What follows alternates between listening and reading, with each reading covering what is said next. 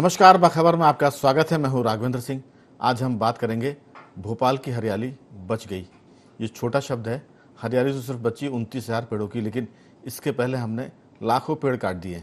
आज उस पर बात नहीं करेंगे। आज इस बात की खुशी मनाएंगे कि हम 29,000 पेड़ों को बचाने में कामयाब हो गए। और उससे भी खुशी की बात यह कि सरकार ने इस मुद्दे पर बड़ी आसानी से अपना रुख बदला और वो एक कदम पीछे हट गई।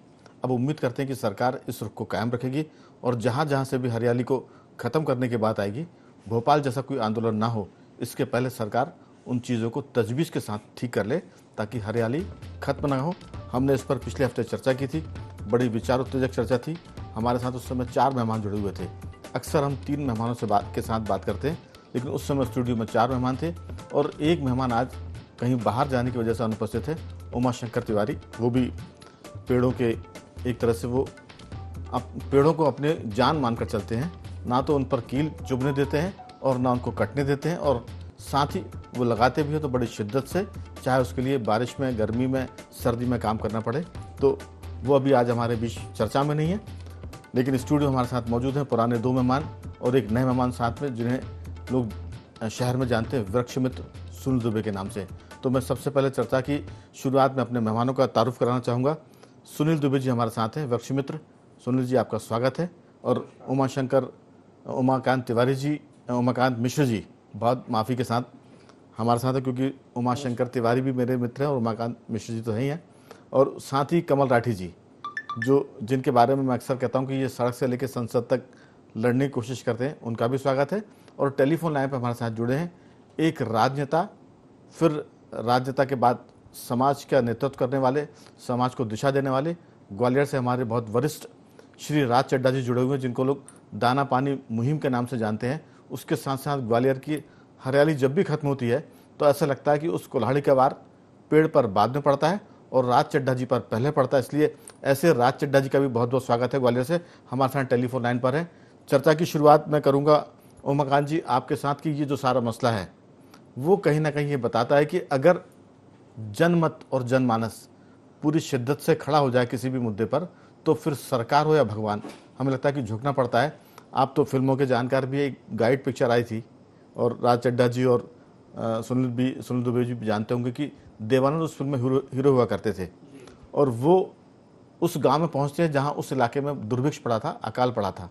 वो वैसे काम करने से चोर थे, उठाई गिरे जैसे कुछ थे।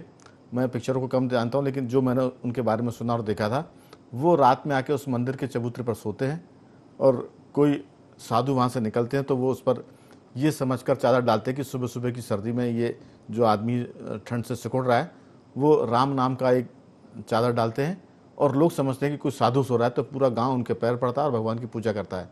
और उसके बाद वो समस्या बताते हैं कि साहब पानी नहीं गिरा है तो इस बार तो हम लोग भूखे मर जाएंगे और जानवर भी भूखे प्यासे रहेंगे। वो शपथ लेते हैं कि जब तक बारिश नहीं होगी मैं अन्न जल ग्रहण नहीं करूँगा। अलग बात है कि उस पिक्चर में बारिश भी होती है, लेकिन अन्न जल ग्रहण नहीं करने वाले देवन उसमें शरीर को त्याग देते हैं। तो कई बार अच्छे काम के लिए की गई कोशिश रंग लाती है। और खुशी की बात है कि एक हफ्ते में भोपाल के पर्यावरण के जो लड़ाके हैं, जो संघर्ष करने वाले हैं, उसमें महिला और बच्चे सब शामिल थे। थोड़ी मेरी भूमिका लंबी है, लेकिन वो सब आज सफल हुए क्योंकि मध्य प्रदेश के संवेदनशील मंत्रियों में शामिल, मुख्यमंत्री तो संवेदनशील होते ही हैं, लेकिन संवेदनशील मंत्रियों में शामिल कैलाश विजयवर्गीय ने कहा कि भोपाल के 29,000 पेड़ अब नहीं काटे जाएंगे। इसके लिए कैलाश जी को भी धन्यवाद, मुख्यमंत्री डॉक्टर मोहन यादव को भी धन्यवाद, क्योंकि उनकी मर्जी के बगैर वो ये बयान नहीं दे सकते थे। तो भोपाल के 29,000 पेड़ों की तरफ से, हम सब की तरफ से सरकार को साधुवाद और ये विनम्र आग्रह है कि जब भी पेड़ कटे, थोड़ी सी कोई कोशिश करे तो सरकार उसको मान जाए, क्योंकि वो सरकार के हित में भी है। और सरकार का तो काम ही है कि वो मनुष्य जड़ चेतन सबकी रक्षा करे। उमाकांत जी, आपकी राय कि ये बच गई हरियाली आगे भी बची रहे, हमारी ऐसी प्रार्थना है। पर्यावरण के प्रेमियों को, सजग प्रहरियों को सबसे पहले बधाई, खास तौर से उन लोगों को जो इस मुहिम में पहले दिन से शामिल रहे। हमारे 3-4 दिन पहले की चर्चा में उमाशंकर तिवारी जी थे, राठी साहब थे, सुनील दुबे साहब आज जुड़े, लेकिन ये वहाँ लगातार जुड़े रहे। उस अभियान में है और उस अभियान के पहले से भी वो वृक्षों को बचाते, इसलिए उनका नाम ही है वृक्ष मित्र जी। तो ऐसे लोग, ऐसे सजग प्रहरियों को बहुत बहुत बधाई। राघवेंद्र जी, मुझे लगता है ये किसी की हार जीत नहीं है, ये सबकी जीत है। सबकी जीत इसलिए भी है, दूरदर्शिता की भी जीत है, उन राजनेताओं की, उन जनप्रतिनिधियों की भी जीत है जिन्होंने बिना किसी बड़े आंदोलन का रूप लेते हुए इसको बहुत समय रहते समझ लिया। उनकी भी जीत है जिन्होंने इसको ईगो का इशू नहीं बनने दिया। ऐसा इसलिए है कि पर्यावरण किसी एक 10, 20, 50 लोगों की चीज नहीं है, ये सबके हित में था। और क्या कहने हैं, मतलब मैं तो यही कह सकता हूं कि अगर कोई एक आंदोलन खड़ा होता है, उससे लोग जुड़ते हैं और सरकार इस बात को जितनी जल्दी समझ ले वो कितनी अच्छी बात है। बहुत दूरदर्शिता की बात थी, बहुत अच्छी बात थी, सबने समझ लिया। देखिए, 1, 2, 10, 20, 50 पेड़ों की बात नहीं है, ये बात 29,000 पेड़ों की थी। तो इससे बेहतर क्या होगा। और ये एक भोपाल के लिए तो देखिए, आपको याद होगा, आप उस दिन बता रहे थे कि मदन मोहन जोशी साहब भोपाल को एक शिविर की तरह कहा करते थे। अब अगर हम उस कॉलम से बाहर निकल रहे हैं और इसको अपना शहर मानने लगे हैं, इसके लिए आंदोलन करने लगे हैं, हम पर्यावरण में जो कमियां हो रही हैं, जो भयावता हमारे बीच आ रही है, उससे सजग हो रहे हैं, तो इससे बेहतर क्या हो सकता है। लोग भी बधाई के पात्र हैं। राघवेंद्र जी, आप भी बधाई के पात्र हैं। मुझे याद है उस दिन आपने पर्यावरण को लेकर बहुत सी बातें कही थी। मैं 14 तारीख के उसमें वहां गया था। मैंने देखा था वो लोग जिनको इन चीजों से, इन इकट्ठे होने से कोई मतलब नहीं, जिनको सिर्फ एक खबर थी कि यहां पर इकट्ठे होने हैं, तो बहुत संख्या में लोग आए थे और हर उम्र के लोग आए थे। मैं आपको ये बताऊं कि मैं जहां रहता हूं वहां के 7-8 बुजुर्ग लोग, उनमें से एक की तो तबीयत खराब थी, लेकिन उनको एक मैसेज था कि चलना है। ओम प्रकाश बोराना जी, मैं उनका नाम लेना चाहूंगा, उसके बावजूद वो भी पहुंचे थे। तो ऐसे लोगों को बिल्कुल नमन है। और मैं किसी की हार नहीं मानता इसमें। यहां से वहां तक सबकी जीत है, सरकार की भी जीत है और इन जनप्रतिनिधियों की भी जीत है जिन्होंने ये आंदोलन खड़ा किया और लोगों को समय रहते सचेत कर दिया। बिल्कुल। दरअसल आपने कहा कि हम सब बधाई के पात्र हैं। मैं इसको थोड़ा सा इसमें एक बात, आपने गाइड फिल्म की देवानंद का जिक्र किया था, मैं आपको बताऊं, उसमें देवानंद की माता जी उनको एक कहानी में बताती हैं कि एक ऐसे साधु साहब महात्मा हुए थे जिन्होंने एक बार अकाल पड़ने पर 13 दिन का उपवास रखा था। देवानंद के जहन में, उस फिल्म के हीरो के जहन में ये बात कहीं रुक गई थी। तो जब वो चादर उनके ऊपर डाली गई थी तो वही बात उनको याद आती है। और मुझे वो डायलॉग भी याद है क्योंकि बहुत बहुत ही फिलोसॉफिकल फिल्म है वो, कि ये कहानी उस साधु महात्मा की जिसने 13 दिनों का उपवास रखा और भगवान को पानी गिराने के लिए मजबूर किया। बिल्कुल। दरअसल मैंने कहा कि मीडिया तो वॉच डॉग है इस पूरे लोकतंत्र में, इसलिए हम इसका श्रेय लेने के हकदार इसलिए नहीं क्योंकि ये हमारा काम है। लेकिन ये जो जनता थी जिसने 29,000 पेड़ों को बचाने के लिए काम किया था, या देश भर में जो काम कर रहे हैं, चड्डा जी जैसे लोग भी काम कर रहे हैं, ये वो आम जनता है जो दुर्भिक्ष से परेशान है और किसी भी चोर को, डाकू को, डकैत को साधु मानकर इसलिए उसके पीछे चली जाती है कि वो राम नाम का कुछ या कुछ भक्ति का चोला ओढ़े है, शायद वो बचा लेगा हमको। तो हम सब ने तो सिर्फ सरकार को वो चादर उड़ाई थी चर्चा करके, और अच्छी बात है कि हमारी चादर काम आई और सरकार ने इसको मान लिया। और हम ये नहीं कहेंगे कि सरकार देवानंद थी, लेकिन सरकार तो सरकार है, उसको सबकी चिंता करनी चाहिए। राज चड्डा जी, मैं आपकी तरफ आ रहा हूँ। ग्वालियर में आप बहुत संघर्ष कर रहे हैं, पेड़ की चिंता करते हैं, पशु पक्षियों की चिंता करते हैं, उसके लिए आपको बहुत साधुवाद, क्योंकि इस पूरे अंधेरे में आप जैसे लोग जो काम कर रहे हैं वो जुगनू की तरह रोशनी दे रहे हैं, और कहीं ना कहीं वो रोशनी का असर भोपाल पर भी पड़ा है। अलग बात है कि भोपाल के लोग, जैसा चर्चा की शुरुआत में कहा था कि ये शहर नहीं था भोपाल, ये शिविर हुआ करता था, और शिविर के चलते लोग इसको कह सकते हैं कि अपना शहर नहीं मानते थे और इसलिए यहाँ की चीज़ों से उनका मोह नहीं था। कल के आंदोलन ने, परसों के आंदोलन ने ये बता दिया कि अब लोग इस भोपाल शहर से मोहब्बत भी करते हैं और इसको बचाने के लिए वो पसीना बहाने को भी तैयार है। हमारी कोशिश ये है कि खून ना बहे किसी भी काम से, पसीना बहे, इसी में सरकार मान जाए। आपकी राय कि भोपाल की इस लड़ाई को तो मैं नहीं कहूँगा, लेकिन इस कोशिश की सफलता को आप किस ढंग से देखते हैं? और ग्वालियर में कभी कुछ होगा तो मेरा ये आग्रह कि भोपाल के जो पर्यावरण के प्रेमी हैं वो चड्डा जी जैसे लोगों की मदद करें, और ज़रूर कभी कभी जो आप अकेले पढ़ते दिखते हैं वो अकेले ना पढ़े। चड्डा जी, आपकी राय। बहुत बहुत धन्यवाद राघवेंद्र जी, और मैं अपने मित्रों को प्रणाम करता हूं जो पर्यावरण रक्षा के लिए संघर्षशील है। वास्तव में वो बधाई सारे भोपाल को और आप सबको, और साथ में ही शासन को भी जिसने संवेदनशीलता का परिचय दिया। वस्तुतः तो इसकी आवश्यकता ही नहीं पड़ना चाहिए कि हमको आंदोलन के लिए बाध्य होना पड़े, क्योंकि ये लड़ाई कोई हमारी अपनी लड़ाई नहीं है, व्यक्तिगत लड़ाई नहीं है, ये आने वाली पीढ़ियों के लिए लड़ाई है। हम कैसा देश, कैसा समाज, कैसा वातावरण छोड़कर जाएंगे, ये महत्वपूर्ण है। जिस निर्ममता से सारे देश में वृक्षों का संहार हो रहा है, उसका ही परिणाम है कि इस वर्ष सर्वाधिक गर्मी की खबरें सब दूर से आ रही हैं। आखिर इस तरह से अगर तापमान बढ़ता रहा तो कुछ समय बाद क्या होगा? तो हमको याद है, हम बसों से जब सफर करते थे एक शहर से दूसरे शहर, तो वो डबल रोड होती थी, केवल 2 लेन, और वो पूरी 2 लेन दोनों साइड के पेड़ों से छाया पैदा करती थी और उस छाया में बसें गुजरती थी। हमको आकाश दिखाई नहीं देता था। बहुत अच्छा हुआ, देश के विकास के लिए हमने 4 लाइन, 6 लाइन, 8 लाइन बनाई, लेकिन उन वृक्षों का जो संहार हुआ उसके सामने आप सोचिए कि एक के बजाय 10 वृक्ष जहाँ लगाने थे वहाँ एक का भी पता नहीं है। हमने करोड़ों पेड़ काट डाले, लेकिन हम उसकी सुरक्षा के लिए, वातावरण की सुरक्षा के लिए चिंतित नहीं है। ये गंभीर चिंता का विषय है। भोपाल ने एक रास्ता दिखाया है, मैं चाहता हूँ सारा प्रदेश और सारा देश उसके ऊपर चले, लेकिन उससे पहले मैं ये चाहता हूँ कि हमारी सरकारें इतनी संवेदनशील हो कि वो ये समझें कि केवल सीमेंट कंक्रीट ही विकास का पर्याय नहीं है। बिना हरियाली के, बिना पर्यावरण के, बिना हवा के, बिना नदियों के, बिना जल के कोई मतलब नहीं है इस विकास का। ये तो हमको तेजी से विनाश की ओर ले जा रहा है। इसको बचाने के लिए हम सबको मिलकर प्रयास करना होगा और सारे सीमाओं को उल्लंघन कर हमको सबको एक साथ आना होगा और ऐसे संघर्ष जगह जगह पर छेड़ने होंगे। और पर उससे पहले मैं ये चाहूंगा ऐसे संघर्षों की नौबत ही ना आए। सरकार हरियाली बढ़ाने में हमारा सहयोग ले, हमें आंदोलनों के लिए अवकाश नहीं है। बिल्कुल, मैं एक चीज़ इसमें और जोड़ूंगा कि दरअसल कैलाश विजयवर्गीय इंदौर के लिए 51 लाख पेड़ लगाने की उन्होंने बात की, संकल्प लिया है और मुख्यमंत्री डॉक्टर मोहन यादव उसमें शामिल थे। 29,000 पौधे हमने बचाए हैं, पेड़ बचाए हैं। लेकिन मैं आऊँगा राठी जी आपकी तरफ कि हमने स्मार्ट सिटी के नाम पर, BRTS के नाम पर बहुत सारे पेड़ों को हमने बलि चढ़ते देखा है और उनकी भले सिसकियाँ और चीखें हमको सुनाई ना पड़ी हो, लेकिन इस बार की गर्मी ने ये बता दिया कि जो पेड़ कटे उनकी चीखें आपको रुला देंगी और आपको आंसू भी नहीं बहाने देंगी।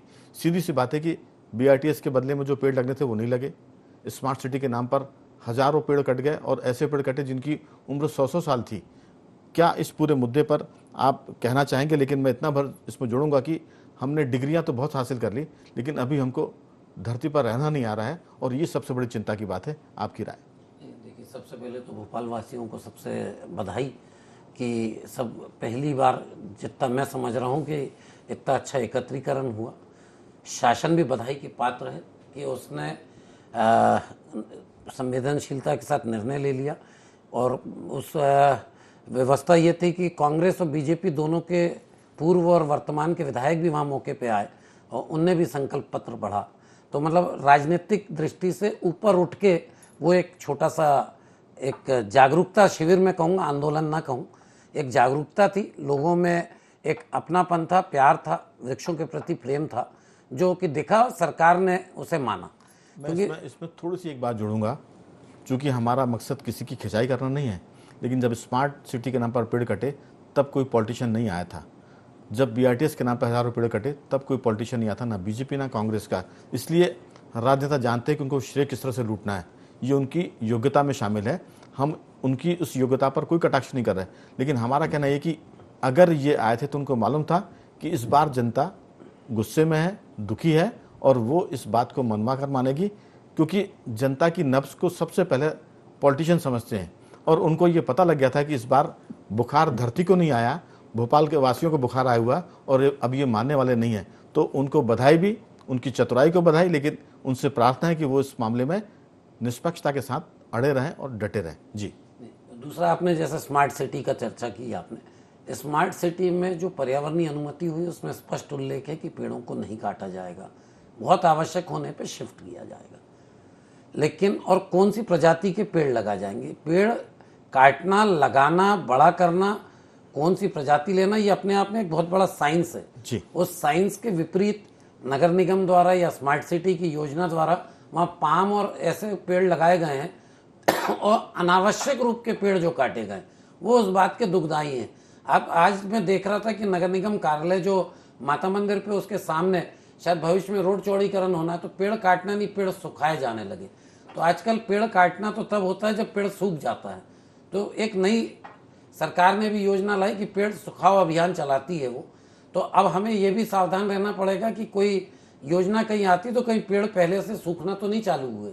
अगर सूखना चालू हो रहे हैं तो उस पर हमें पहले से जागरूक होना पड़ेगा। बिल्कुल। इसके अलावा लाखों की संख्या में आप रानी कमलापति स्टेशन पे देखिए, लगभग 4-5 हजार पेड़ थे वहां पर।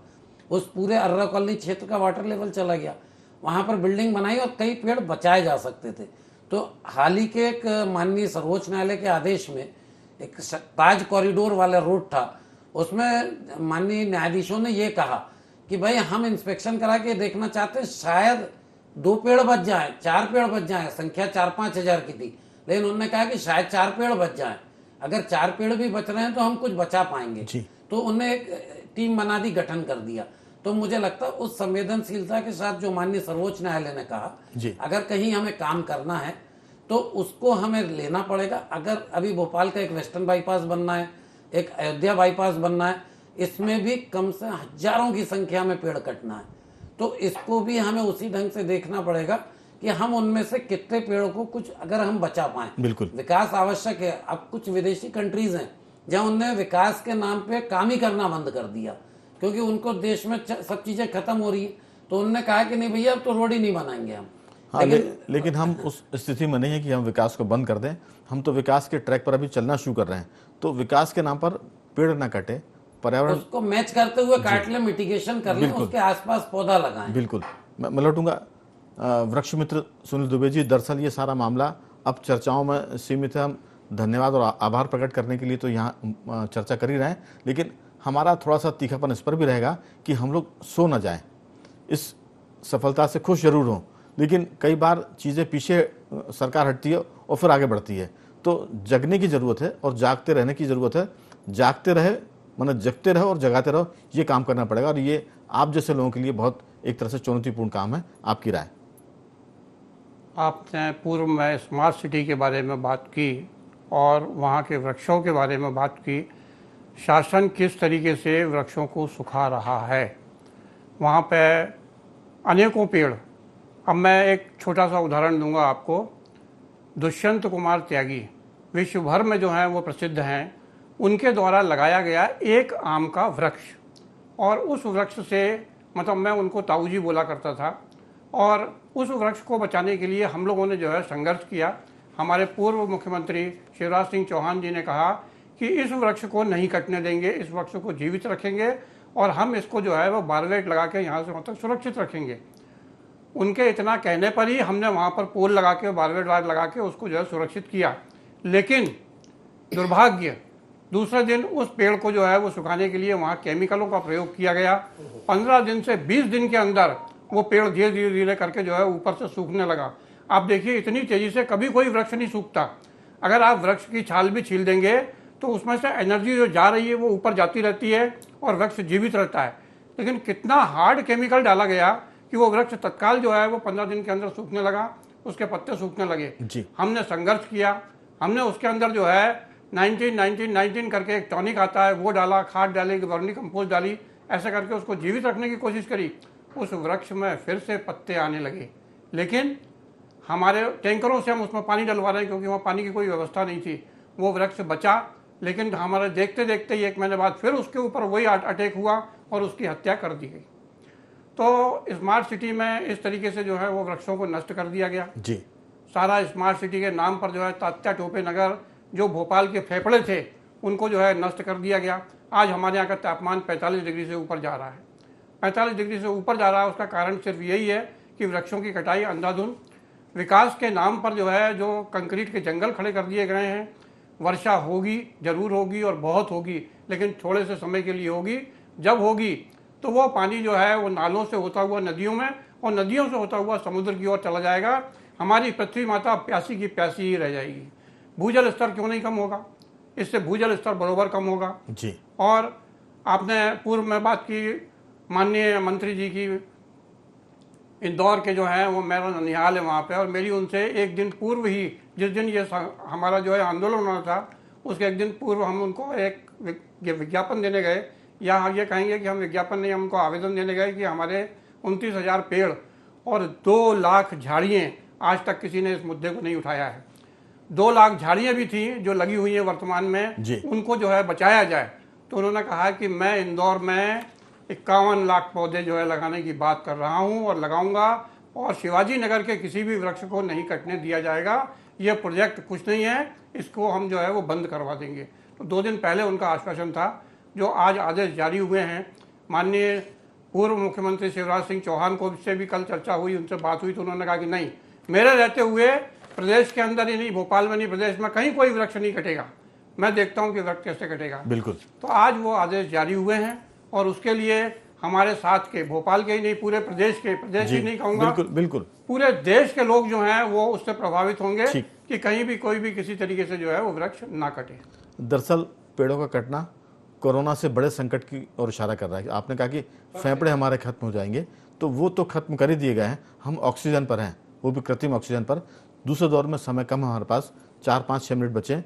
मैं कोशिश करूंगा कि आप सबकी बात उसमें आ जाए, और आपसे भी मेरा आग्रह है कि आप गागर में सागर की तरह अपनी बातों को करें। सीधी सी बात है कि पेड़ काटने से कोरोना की स्थिति, लेकिन जैसा बात दुबे जी ने कहा कि हमने ज्ञापन दिया, सब कुछ किया, कागज़ों से अलग हट के भी हमको लड़ाई का एक दूसरा फ्रंट खोलना पड़ेगा।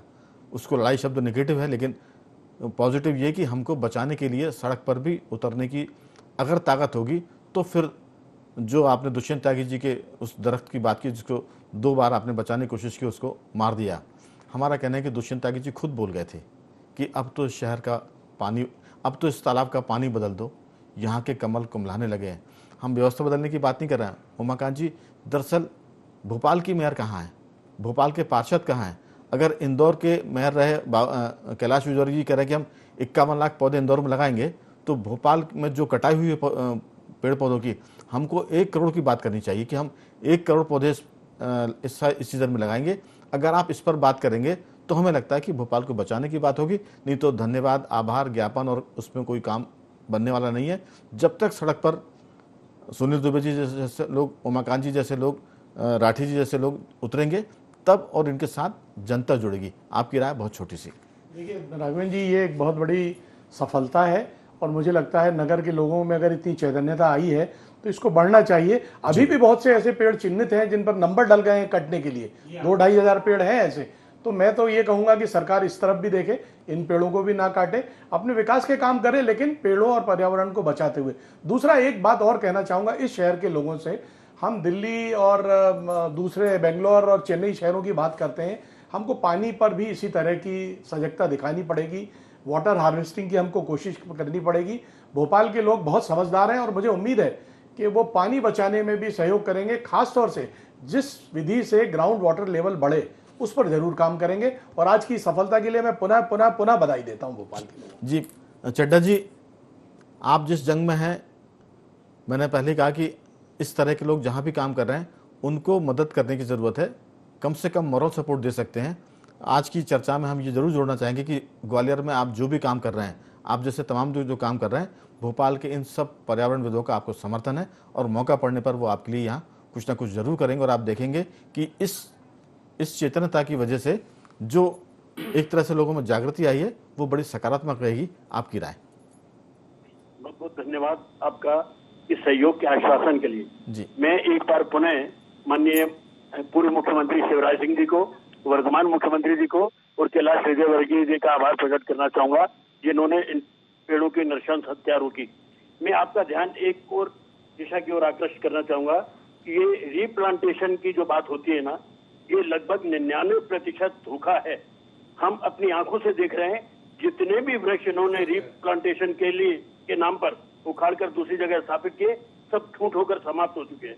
अब विचार करें, एक पेड़ को वृक्ष बनने में 20 साल, 25 साल, 50 साल, 100 साल लगते हैं। वो 100 साल के वृक्ष पर सैकड़ों पक्षियों का बसेरा है। हम आज उसे काट कर कहते हैं 10 पौधे लगाएंगे, जो कि हम लगाते नहीं है। अगर वो 10 हम लगाएंगे भी तो उनका 100 साल होने में 4 पीढ़ियां गुजर जाएंगी। इसलिए बहुत संवेदनशीलता की आवश्यकता है, शासन को भी, प्रशासन को भी। और इस मामले में ग्वालियर का हमारा अनुभव बहुत कटु रहा है। यहाँ ठाटीपुर पुनर्घनत्वीकरण योजना में शासन ने कहा कि 1000 पेड़ हैं जो यहाँ पर कुल हैं, उसमें से हम थोड़े से पेड़ काटेंगे। हमने वृक्षों की गिनती करके बता दिया कि 6000 से अधिक पेड़ वहां पर हैं। हमने उन पेड़ों पर नंबर लगाए। हमको हाईकोर्ट जाना पड़ा और माननीय हाईकोर्ट के न्यायाधीश रोहित आर्या जी का स्पष्ट निर्देश कि आप केवल 79 पेड़ काट सकते हो, केवल 239 पेड़ों को ट्रांसप्लांट कर सकते हो दूसरी जगह पर, इसके अलावा नहीं। लेकिन हम देख रहे हैं कि उसकी अवहेलना करके, न्यायालय के आदेश की अवहेलना करके भी ठाटीपुर में 1000 से अधिक पेड़ों का संहार हो चुका है। हम उसके विरुद्ध न्यायालय की अवमानना का नोटिस देने जा रहे हैं और हम ये लड़ाई जारी रखेंगे। इसमें आप सबके सहयोग की आवश्यकता है। और जो ग्वालियर में हो रहा है, ये दूर सवेर सब दूर हो रहा है जी। लेकिन हमको संवेदनशील लोगों को इकट्ठा करना पड़ेगा और इसको एक युद्ध की तरह लड़ना पड़ेगा, सामने फिर कोई भी हो। बिल्कुल। चलिए, तो आपके साथ तो सब लोग रहेंगे। मैं अंतिम टिप्पणी के लिए आ रहा हूँ राठी जी की तरफ। राठी जी, आप।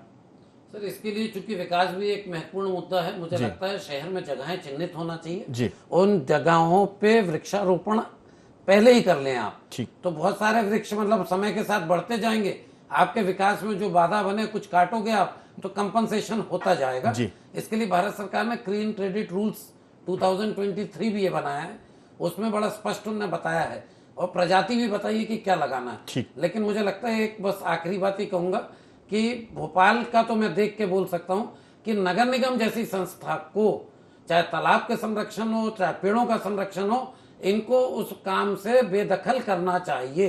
अगर नहीं बेदखल करेंगे तो कोई भी चीज हम नहीं बचा पाएंगे। ठीक। दुबे जी, आपकी राय छोटी सी।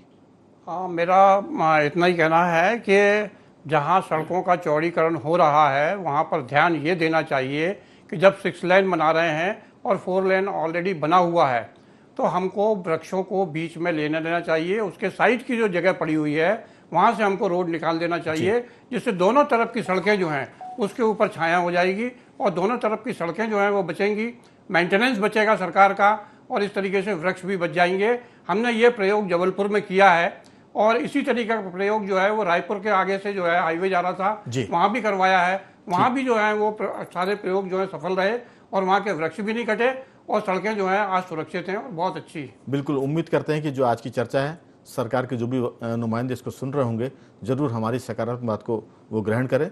जो भी निगेटिविटी हमारे से आई है उसको छोड़ें और पर्यावरण को बचाएं, शहर को बचाएं, विकास करते रहें। इसी में तो उनकी चतुराई है कि आप विकास के साथ साथ पर्यावरण को भी बचाएं, वरना काटने का काम तो कोई भी आदमी कर देगा। जिससे हम अनपढ़ कहते हैं, वो भी पेड़ काटते समय सोचता है कि सड़क बगल से निकाल दी जाए या मकान बनाते समय थोड़ा 2 फीट पीछे हट के बना ले। तो जो सामान्य सी बुद्धि है वो भी अगर सरकार के नुमाइंदों में होगी तो पेड़ बचेंगे, तालाब बचेंगे और लोग खुश रहेंगे। और आज चर्चा को हम यहीं रोक रहे हैं, समय की कमी है। तो कुल मिला के बच गई हरियाली, इसके लिए भोपाल के सब लोग साधुवाद के पात्र हैं। खासतौर से मंत्री कैलाश विजयवर्गीय साधुवाद के पात्र है, डॉक्टर मोहन यादव धन्यवाद के पात्र है। लेकिन ये मामला शुरुआत का है, बहुत खुश होने की जरूरत नहीं है।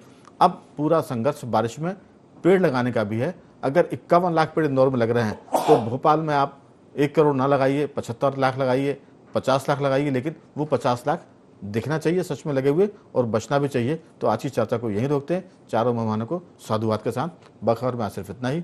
बने रहिए हमारे साथ और देखते रहिए IND24।